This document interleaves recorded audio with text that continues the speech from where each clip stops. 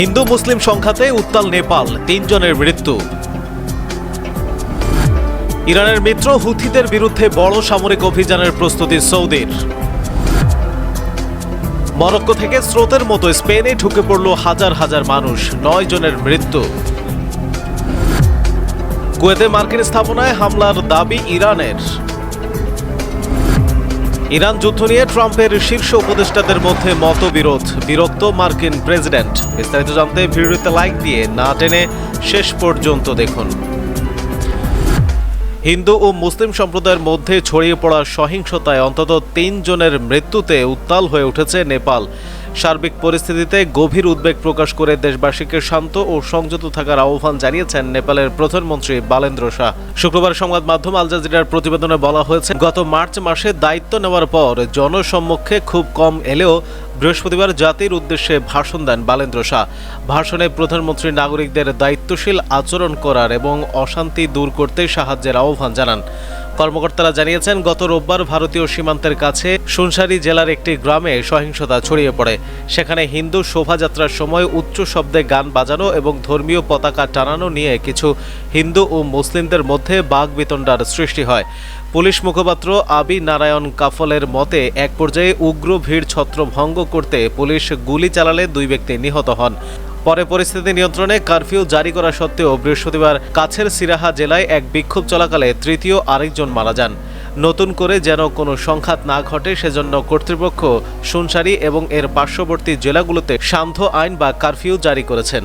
পরিস্থিতি মোকাবেলায় প্রধানমন্ত্রী বালেন্দ্র শাহ বলেন, আমি সরকারের পক্ষ থেকে সকল নাগরিক, সুশীল সমাজ, ধর্মীয় সম্প্রদায়, সম্মানিত সকল নেতা, সকল রাজনৈতিক দল এবং দায়িত্বশীল সংবাদ মাধ্যমের কাছে ধৈর্য ও সংযম প্রকাশ এবং শান্তি, সম্প্রীতি, ভ্রাতৃত্ব ও জাতীয় ঐক্য বজায় রাখার আন্তরিক আহ্বান জানাচ্ছি। সেই সঙ্গে এই ঘটনা একটি সম্পূর্ণ নিরপেক্ষ ও স্বচ্ছ তদন্তের প্রতিশ্রুতি দিয়ে প্রধানমন্ত্রী যোগ করেন, অপরাধীদের দ্রুত চিহ্নিত করে আইনের আওতায় আনা হবে। বর্তমানে আইনশৃঙ্খলা পরিস্থিতি নিয়ন্ত্রণে পুলিশ সর্বোচ্চ কাজ করে যাচ্ছে। বার্তা সংস্থা এএফপিকে পুলিশ মুখপাত্র কাফলে বলেন, আমরা মাঠ পর্যায়ের সকল পুলিশ কর্মকর্তাকে সতর্ক রেখেছি এবং ন্যূনতম বল প্রয়োগ করে জনসম্পদ রক্ষা ও যে কোনো সংঘাতময় পরিস্থিতি এড়ানোর চেষ্টা করছি। নেপালের মোট জনসংখ্যার প্রায় 80% হিন্দু সম্প্রদায়ের মানুষ, তবে দেশটির দক্ষিণাঞ্চলীয় সীমান্ত এলাকাগুলোতে বিপুল সংখ্যক মুসলিম জনগোষ্ঠীর বসবাস রয়েছে। অন্যদিকে ইরানের মিত্র হুথিদের বিরুদ্ধে বড় সামরিক অভিযানের প্রস্তুতি সৌদির। ট্রাম্প খুশি। ইয়েমেনের হুথি বিদ্রোহীদের বিরুদ্ধে সমুদ্র ও স্থলপথে বড় ধরনের সামরিক অভিযান চালানোর প্রস্তুতি নিচ্ছে সৌদি আরব। বিভিন্ন ইয়েমেনি সূত্রের বরাতে এমন তথ্য প্রকাশ করেছে আন্তর্জাতিক গণমাধ্যম। ধারণা করা হচ্ছে, লোহিত সাগর দিয়ে সৌদি আরব তেল রপ্তানির পথে হুথিদের বাধা দূর করতেই এই উদ্যোগ নেওয়া হচ্ছে। সূত্রগুলো জানিয়েছে, ইয়েমেনের পূর্বাঞ্চল থেকে সৌদি বাহিনীর কিছু সেনা প্রত্যাহার করা হয়েছে, যা সম্ভাব্য স্থল অভিযানের প্রস্তুতির অংশ হতে পারে। একই সময়ে লোহিত সাগর ও বাব আল মানদেব প্রণালীতে জাহাজ চলাচল নিরাপদ রাখতে একটি বহুজাতিক নৌ জোট গঠনের চেষ্টা করছে রিয়াদ। সৌদি প্রতিরক্ষা মন্ত্রণালয় জানিয়েছে, তুরস্ক, পাকিস্তান, মিশর, সুদান ও জিবুতি সহ 14টি দেশ যৌথভাবে একটি সামরিক সমুদ্র নিরাপত্তা জোট গঠনের পক্ষে সমর্থন দিয়েছে। সেখানে রয়েছে বাংলাদেশও। ইরান সমর্থিত হুথিরা ইয়েমেনের রাজধানী সানা এবং লোহিত সাগর উপকূলের বড় অংশ নিয়ন্ত্রণ করে। 20 জুলাই তারা সৌদির জাহাজের উপর অবরোধের ঘোষণা দেয়, তবে সব জাহাজের কাছ থেকে টোল আদায়ের পরিকল্পনার কথা অস্বীকার করেছে।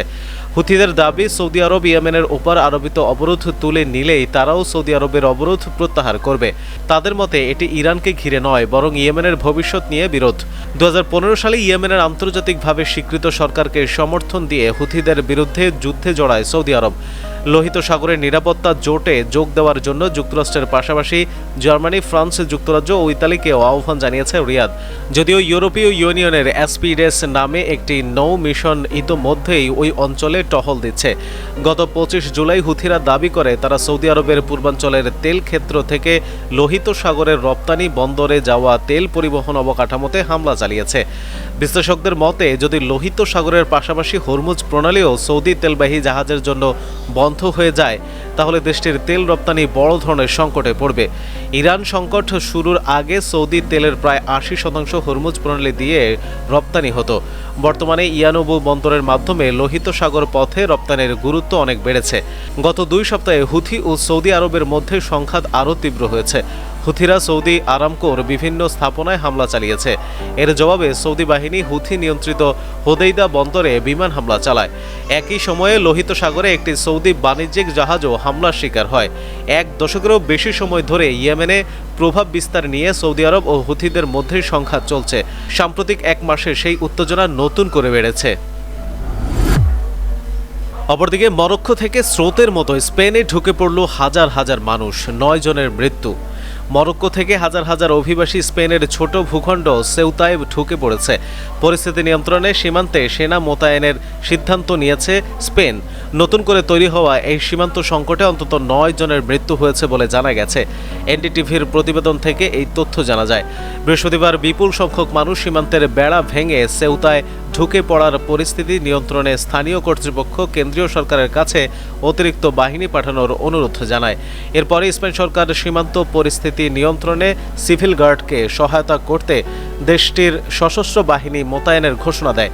সরকার জানিয়েছে সেউতা শহরে নিরাপত্তা বজায় রাখতে সিভিল গার্ডকে সহায়তা করবে সশস্ত্র বাহিনী। একই সঙ্গে শুক্রবার স্পেনের প্রধানমন্ত্রী পেদ্রো সানচেস স্বরাষ্ট্রমন্ত্রী ফার্নান্দো গান্দ্রে মালাস্কার সঙ্গে সেউতা সফর করবেন। স্পেনের সেউতা সীমান্তে দায়িত্ব পালনকারী সিভিল গার্ড কর্মকর্তাদের প্রতিনিধিত্বকারী সংগঠনের প্রধান রাচিদ এস বিহি অ্যাসোসিয়েটেড প্রেসকে বলেন, পরিস্থিতি পুরোপুরি বিশৃঙ্খল। সঠিক সংখ্যা বলা সম্ভব নয়, তবে হাজার হাজার অভিবাসী সীমান্ত পার হচ্ছে। সীমান্ত ব্যবস্থা পুরোপুরি ভেঙে পড়েছে। উত্তর মরক্কোর মানবাধিকার সংগঠনের সদস্য আশরাফ মাইমুনি পরিস্থিতিকে ব্যতিক্রমী বলে বর্ণনা করেন। তিনি বলেন, আজ সকালে অস্বাভাবিক পরিস্থিতিতে তারাজাল সীমান্ত খুলে দেওয়া হয় এবং মানুষ পার হতে শুরু করে। ভিডিও ফুটেজে দেখা গেছে মূলত মরক্কোর নাগরিকদের বিশাল দল তারাজাল সমুদ্র সৈকতের বাঁধ এলাকা পেরিয়ে স্থানীয় সড়কে উঠে আসছে। তাদের বেশিরভাগ তরুণ পুরুষ হলেও নারী ও ছোট শিশুদের নিয়ে পরিবারগুলোকে দেখা গেছে। অন্যদিকে কুয়েতে মার্কিন স্থাপনায় হামলার দাবি ইরানের। কুয়েতে অবস্থিত মার্কিন স্থাপনায় ড্রোন হামলা চালানোর দাবি করেছে ইরানের সেনাবাহিনী। এক বিবৃতিতে সেনাবাহিনী জানিয়েছে, কেশমে একটি আবাসিক বাড়িতে মার্কিন হামলায় একই পরিবারের বেশ কয়েকজন সদস্য নিহত হওয়ার জবাবে তারা কুয়েতে অবস্থিত কৌশলগত মার্কিন স্থাপনাগুলোতে হামলা চালিয়েছে। বিবৃতিতে বলা হয়েছে, আল আহমদ আল জাবের বিমান ঘাঁটিতেও অবস্থিত যুদ্ধ বিমানের আশ্রয়স্থল, স্যাটেলাইট যোগাযোগ ব্যবস্থা এবং সরঞ্জামের গুদামগুলোতে লক্ষ্যবস্তু করা হয়েছিল। বিবৃতিতে আরও বলা হয়েছে, অপরাধ, নিষেধাজ্ঞা ও হুমকি ইরানকে তার পবিত্র প্রতিরক্ষায় আরও ঐক্যবদ্ধ ও সুসংহত করে তোলে। এদিকে ইরান যুদ্ধ নিয়ে ট্রাম্পের শীর্ষ উপদেষ্টাদের মধ্যে মতবিরোধ। বিরক্ত মার্কিন প্রেসিডেন্ট। ইরানের সঙ্গে টানা 6 মাসের যুদ্ধ নিয়ে মার্কিন প্রেসিডেন্ট ডোনাল্ড ট্রাম্প ক্রমেই বিরক্ত ও হতাশ হয়ে উঠছেন। কারণ যুদ্ধ কিভাবে শেষ করা হবে সে বিষয়ে তার শীর্ষ উপদেষ্টাদের মধ্যেই কোনো ঐকমত্য নেই বলে জানিয়েছে মার্কিন সংবাদ মাধ্যম এনবিসি নিউজ। প্রতিবেদনে বলা হয়েছে, ট্রাম্প আশা করেছিলেন ইরান দ্রুত আলোচনার টেবিলে ফিরবে, কিন্তু যুদ্ধ দীর্ঘায়িত হওয়ায় হোয়াইট হাউসের ভেতরে পরবর্তী পদক্ষেপ নিয়ে বিরক্তি তৈরি হয়েছে। ট্রাম্পের এক ঘনিষ্ঠ মিত্র নাম প্রকাশ না করার শর্তে এনবিসিকে বলেন, প্রেসিডেন্ট এত দীর্ঘ সংঘাতের জন্য প্রস্তুত ছিলেন না। তিনি বলেন, প্রেসিডেন্ট খুবই বিরক্ত। তিনি মনে করেননি ইরানকে একটি চুক্তিতে রাজি করানো এত কঠিন হবে। এই যুদ্ধ কতদিন চলবে, তা কিভাবে শেষ হবে, এ নিয়ে শুরু থেকেই কোনো সুস্পষ্ট কৌশল ছিল না। তিনি দীর্ঘস্থায়ী যুদ্ধ চাননি। আরেক মার্কিন কর্মকর্তা জানান, কয়েক মাস যুদ্ধ চলার পরও প্রশাসনের ভেতরে ভবিষ্যৎ কৌশল নিয়ে কোনো ঐক্য নেই। তার ভাষায়, আমরা কৌশলগতভাবে কিছু সাফল্য পেলেও দীর্ঘমেয়াদী নীতিগত দিক নির্দেশনা ছাড়া শেষ পর্যন্ত কৌশলগত পরাজয়ের ঝুঁকিতে রয়েছে। প্রিয় দর্শক, এই নিউজগুলো সম্পর্কে আপনার মতামত দিতে ভিডিওটিতে লাইক দিয়ে নিচের কমেন্ট বক্সে লিখুন। প্রতিদিনের আন্তর্জাতিক খবর সবার আগে পেতে ফার্স্ট বাংলা চ্যানেলটি সাবস্ক্রাইব করে পাশে থাকা বেল আইকনটি প্রেস করে রাখুন। ধন্যবাদ সবাইকে।